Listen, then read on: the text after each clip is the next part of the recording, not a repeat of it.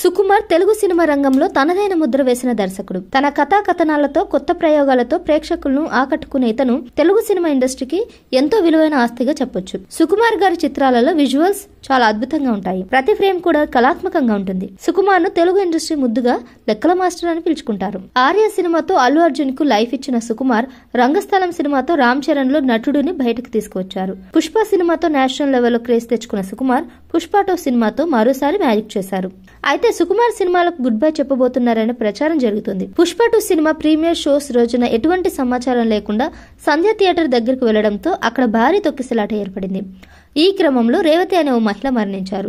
రేవతి కుమారుడు శ్రీతేజ్ కు తీవ్ర గాయాలయ్యి ఆసుపత్రిలో చికిత్స తీసుకుంటున్నారు. ఈ విషయంలో అల్లు అర్జున్ తో పాటు సంధ్య థియేటర్ యాజమాన్యంపై కూడా కేసులు నమోదు చేశారు. ఈ ఘటనలో అల్లు అర్జున్ పై ఎఫ్ఐఆర్ నమోదు కావడంతో పోలీసులు ఆయన అరెస్ట్ కూడా చేశారు. సంధ్య థియేటర్ దగ్గర మహిళ మరణించిన ఘటన సుకుమార్ ను కలిచివేసింది. ఈ విషయాన్ని సుకుమార్ పుష్ప 2 సక్సెస్ మీట్ లో చెప్పడం జరిగింది.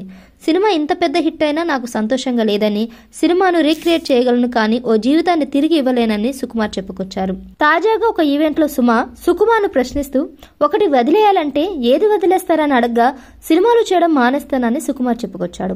దీంతో పక్కనే కూర్చున్న రామ్ చరణ్ షాక్ అయ్యి అలా ఏం జరగదని సైగలు చేశాడు. అయితే తన సినిమా వల్ల ఓ మహిళ మరణించిందని, మనోవేదనకు సుకుమార్ గురవుతున్నట్లు ఆయన స్నేహితులు చెప్తున్నారు. ప్రస్తుతం సుకుమార్ సినిమాలు మానేస్తానని చెప్పిన వీడియో నెట్టింట వైరల్ గా మారింది.